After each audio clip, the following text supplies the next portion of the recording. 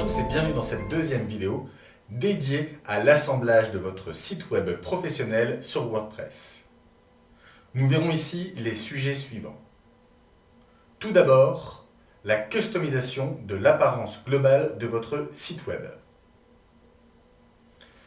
Nous verrons également les widgets, comment ça fonctionne et à quoi ça sert.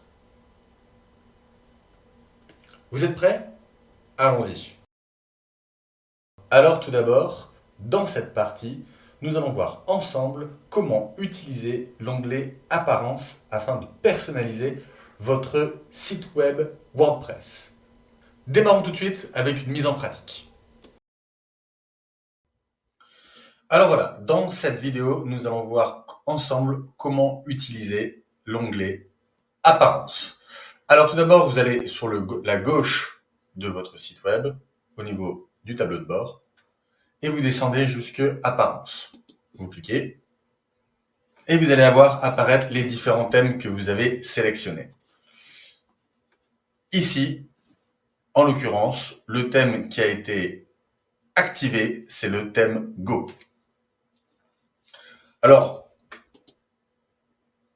vous pouvez rentrer dans le détail et ce que je vous propose de faire directement, c'est d'aller sur Customize.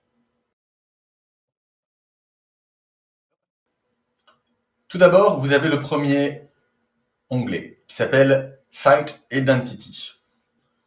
C'est là où va apparaître votre logo. Alors, vous pouvez aller le chercher dans vos pièces ou alors l'uploader directement depuis votre machine en faisant Select File et vous cherchez. Voilà.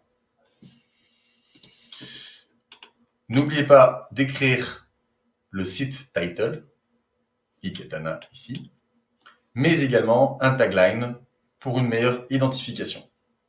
Le voici. Je vous recommande également d'intégrer un site logo. Alors, c'est une petite icône qui vous permettra d'être identifié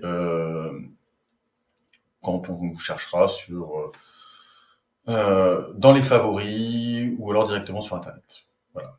On verra apparaître directement ce petit logo. Vous voyez comme ici, c'est montré. C'est un peu comme votre bannière. Voilà. Donc, faites ça correctement, remplissez tous ces éléments.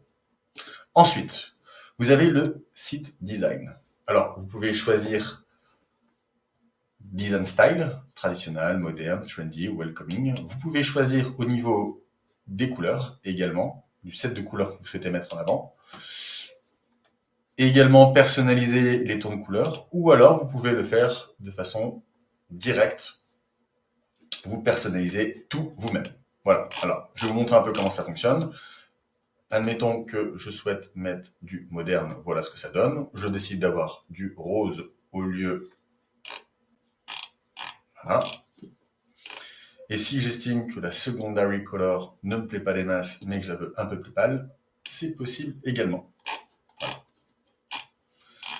Voilà, donc vous arrivez sur quelque chose comme ça, et vous pouvez le personnaliser bien évidemment à souhait. Tertiary color, admettons que je veux un gris, un peu trop sombre.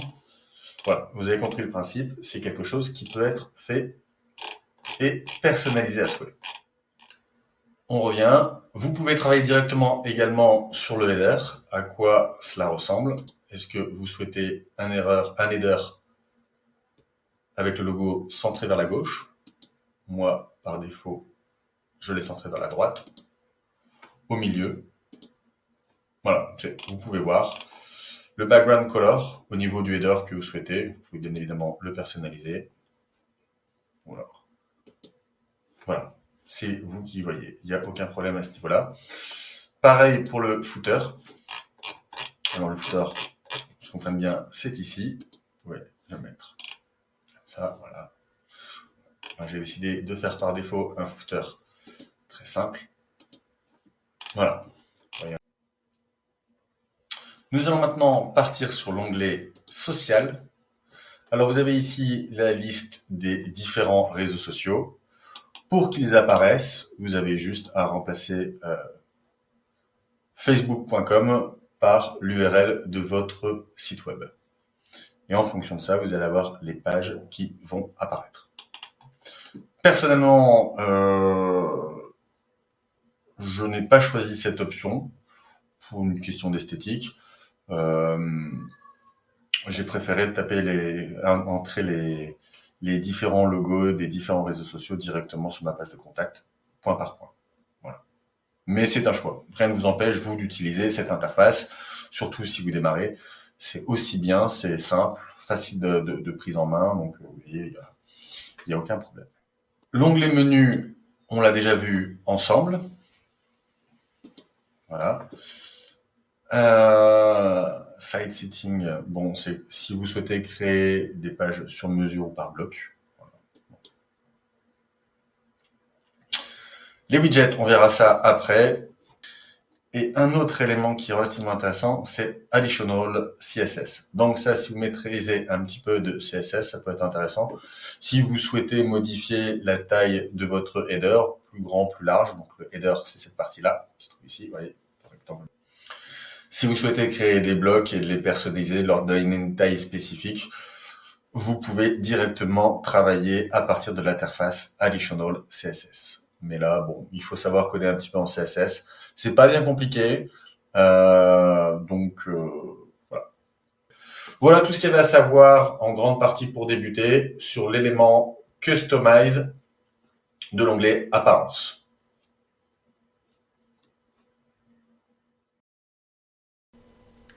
Dans cette deuxième partie, nous allons voir ensemble ce qu'est un widget et à quoi cela sert. Mais tout d'abord, une petite définition de Wikipédia.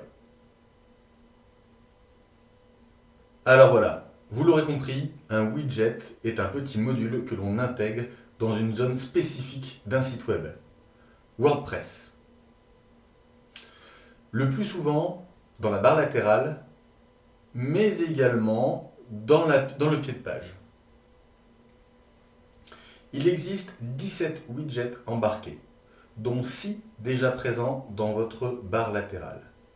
Néanmoins, gardez à l'esprit que le nombre de widgets disponibles va essentiellement dépendre du thème activé, mais aussi des plugins installés.